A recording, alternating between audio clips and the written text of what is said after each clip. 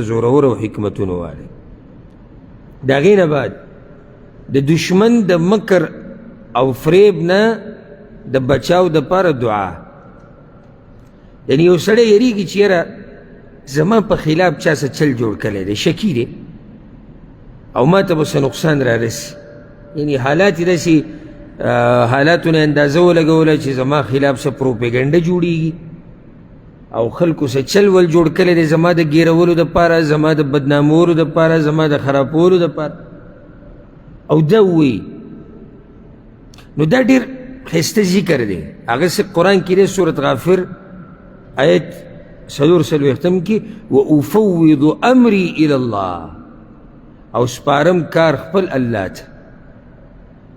ان الله بصیر بالعباد که دا اوس رویم خبره نشتی، بېشکه الله لیدونکی دی بندګانو خپلو لره. اوس یو سړی دا وایي یعنی یره کې دی چې د خلکو که زما خلاف څه چل جوړ کړی دی او ده دا وایي چې وافوض امری الی الله، زه خپله خبره سپارم چاته؟ الله ته. نو خلک به تا ته نقصان در ورسوي چې ته خپله خبره الله ته وسپارې، خو بس تا خو سم کار وکړو. وافوض امری الی الله، زه خپل کار خپله خبره دا ما الله ته وسپارله.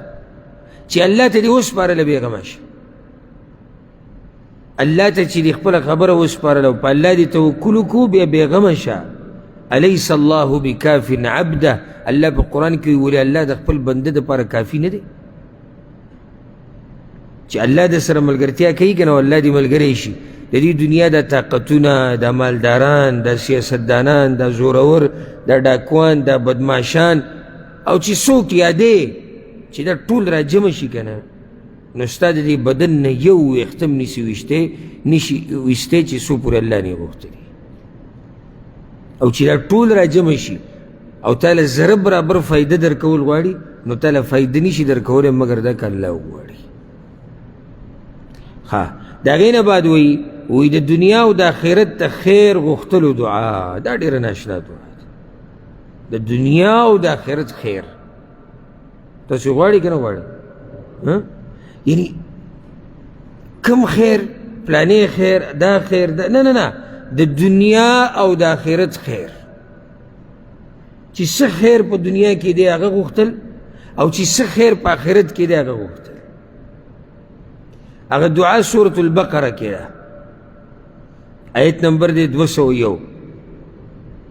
او دا الله د نیکانو بندگانو دعا را نقل کړې ده چې نیکان مؤمنان دا قسمه دعا غواړي. څه وایي؟ ربنا آتنا فی الدنیا حسنه، ای ربه زمونږه راکې مونږ ته په دنیا کې خیر، وفي الآخرة حسنه، او په آخرت کې خیر، وقنا عذاب النار، او بچ کې مونږ د اور د عذاب نه. اوس دې کې پاتې څه شو؟ یو خبره پکې راوباسي چا پاتې شي؟ څه پکې پاتې شو؟ هېڅ هم پاتې نه شو. دا دعا انشاءالله را روان چې کوم اذکار دي په هغې کې به هم راځي. انس ابن مالک رضی الله عنه وایي چې د پیغمبر صلی الله علیه وسلم اکثره دعا دا وه، په هره دعا کې به دا دعا لازم غوښته. ولې؟ ځکه چې دا لنډه ده او غونډه ده. یعنی چې یو سړی ته وایي چې یا الله ماله د دنیا خیر راکړه او ماله د آخرت خیر راکړه او ما بچ کړه د اور د عذاب نه، پاتې پکې څه شو؟ تا خو هر څه د الله نه وغوښتو. او دا دعا په دې کې موږ ته کړې دا یو دعا ده چې زموږ کې مشهوره ده، اکثرو ته یاده ده. نو چې درته یاده ده په مخ یې د الله نه غواړه. دا صرف دې دپاره نه دی چې ته په انتظار ناست یې چې مانځه کې اخرنۍ قاعده راشي او ته درود ووایې، درود نه بعد به دقه ربنا آتنا فی الدنیا حسنه. نه، په مخه دا دعا د الله نه غواړه، په سجده کې، په مانځه په اخرنۍ قاعده کې، د اذان نه بعد، باران چې وریږي، په تهجدو کې، هر ټیم دا دعا د الله نه غواړه. او چې یو پیر الله دا دعا قبوله کړه نو ستا خو مزې مزې شو. په مخ یې د الله نه غواړه، په مخ. ربنا آتنا فی الدنیا حسنه، یا الله راکې موږ ته په دنیا کې خیر. اوس دا حسنه په دنیا کې څه ته وایي؟ نو دې باره کې دا یاد کړه. مفسرینو دې دا وضاحت کړې ده، محدثینو. په دنیا کې حسنه ایمان، ایمان خو موږ ټول غواړو، سلامت ایمان، په دنیا کې حسنه نیک عمل بیبي، نیک عمل اولاد، پراخ حلال روزی، د مصیبتونو نه امن و امان، عزت، سکون، اطمینان، حیا او دیسې پسې بیا او دینداري چې دا هر سره ته الله نصیب کړي. او دومره مختصر دعا ده، دا هم نه ده که نه چې یعنې یا الله مال دا راکه، مال دا راکه، مال دغه راکه، مال اوږده خبره ده.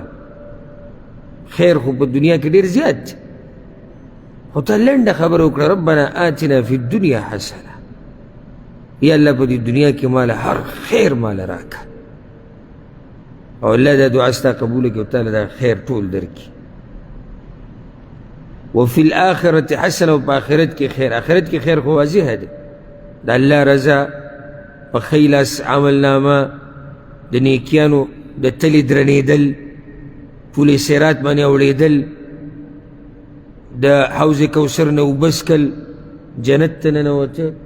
نو ډېره قیمتي دعا ده، ډېره قیمتي، او یاده ده اکثرو مسلمانانو ته، لکه داسې نه چې یادول غواړي، اکثرو مسلمانانو ته څه ده؟ یاده ده. نو دا دعا د الله نه ډېره غواړي. ها د هغې نه بعد وایي چې د قیامت د شرمندګۍ نه د بچ کېدو دپاره دعا دا الله اکبر. الله دې موږ د دنیا او د آخرت ته شرم نه وساتي، الله دې به موږ پردې رواچي. او خصوصا دا نن سبا دور نه دی، د دې انټرنیټ او د دې موبایل او د دې قصو د راوتو سره والله چې سړی په دې سوچ کي چې د مرګ پورې به په دې پرده کې وساتلی شم او که نه. نوي نوي جاخې راوځي او د چا ویډیوګانې راوځي او د چا تصویران راوځي او د چا د کور د زنانه خبرې راښکاره کېږي او د چا څه او د چا څه. ودونو کې د زنانو تصویران ویستی کېږي، په پروګرامونو کې تصویران او ویډیوګانې، او هغه بیا په یو ځای کې چلېږي او په بل ځای کې چلېږي. یعنې دې ټیم کې دې فتنو په دې دور کې دا دعا ډېره زیاته غواړي چې یا الله په موږ باندې پردې راواچوه. پرده چې د الله په پرده کې یو سړی د مرګ پورې پاتې شي، لوی نعمت دی. او بیا چې دا پرده په آخرت کې هم پتا پرته وي، دا بیا بل نعمت دی. خو شرمونه دوه دي، شرم د دنیا، شرم د آخرت. الله دې موږ د هر یو نه ساتي. خو کوم یو ډېر بد دی؟ د آخرت که د دنیا؟ آخرت. ولې؟ د ټولو په مخ کې، یعنې دنیا کې ستا دا یره ده که زه وشرمېدم خو کور والا به خبر شي، علاقې والا، زیات نه زیات علاقې والا. نور خو بهر علاقې نه خو ته هم څوک نه پېژني ته څوک، الا دا که یو سړی مشهور وي. آخرت کې د آدم علیه السلام نه والا د آخرني کس پورې ولاړ دي، پیریان ولاړ دي، زناور هم حشر کېږي، او دا ټول ولاړ دي او الله ته وشرمي. او الله داسې راښکاره کړي، یوم تبلی السرائر، الله په ورځ به پټې خبرې راښکاره کوم. او الله داسې راښکاره کړي چې په سکرین یې درته وچرېږي چې دا ته نه یې، د شپې چې دې پلانې ګورا کوله ته نه وي، دا کار تا نه دی کړی، دا ته نه یې، څه به په هغه ټیم کې بیا ته محسوسوي. نو د آخرت د دې ذلت او شرم نه د بچ کېدو دپاره دعا سورت آل عمران کې ده. الله دا د نیکانو خلکو دعا را نقل کړې ده 104 آیت کې. هغوی به دا وي نیکانو خلکو، ربنا وآتنا ما وعدتنا على رسلک، ای ربه زمونږه راکې موږ ته هغه څه چې تا یې موږ سره واده کړې ده په ژبه د پیغمبرانو. د پیغمبرانو په ژبه موږ سره څه واده شوي ده؟ د جنت، د الله د رضا کېدو. نو یا الله موږ له دغه راکه. ولا تخزنا یوم القیامه، او مه شرموه موږ په ورځ د قیامت، او مه شرموه موږ په ورځ د قیامت. انک لا تخلف المیعاد، یقینا ته خلاف نه کوې د خپلې وعدې. دویمه دعا ده د ابراهیم علیه السلام. ابراهیم علیه السلام به دا دعا غوښته، د سورة الشعراء کې ده آیت نمبر 80 و 83. ابراهیم علیہ السلام بداوی. ابراهیم علیہ السلام دا یاد کوي ګوره چې هغه امام الموحدین دی، د پیغمبرانو پلار دی. هغه به وی ولا تخزنی یوم یبعثون، او مشر مو ما لره په کومه ورځ چې به مړي دوباره د قبرونه پورته کړی کي. یوم لا ینفع مال ولا بنون، په کومه ورځ چې به فایده نه ورکوي مال او نه زامن. یا الله وی په هغه ورځ مې مشر مو. دا دعا ډېره غواړي د الله نه، دا دعاګانې په مخه غواړي چې الله موږ مشر مو په هغه ورځ چې کله به دا مخلوق ته ودرېږي. اخرنۍ دعای چې راوړي د قرآني دعاګانو کې د الله نه بې ځایه سوال کولو د معافۍ دعا. اوس یو سړی راولګي د الله نه داسې سوال وکړي چې هغه مناسب نه دی، بې ځایه مو څه مطلب دی؟ مناسب نه دی. لکه نوح علیه السلام، دا سورة هود کې دی آیت 40 دا دعا نوح علیه السلام غوښتلې وه. ولې غوښتلې وه؟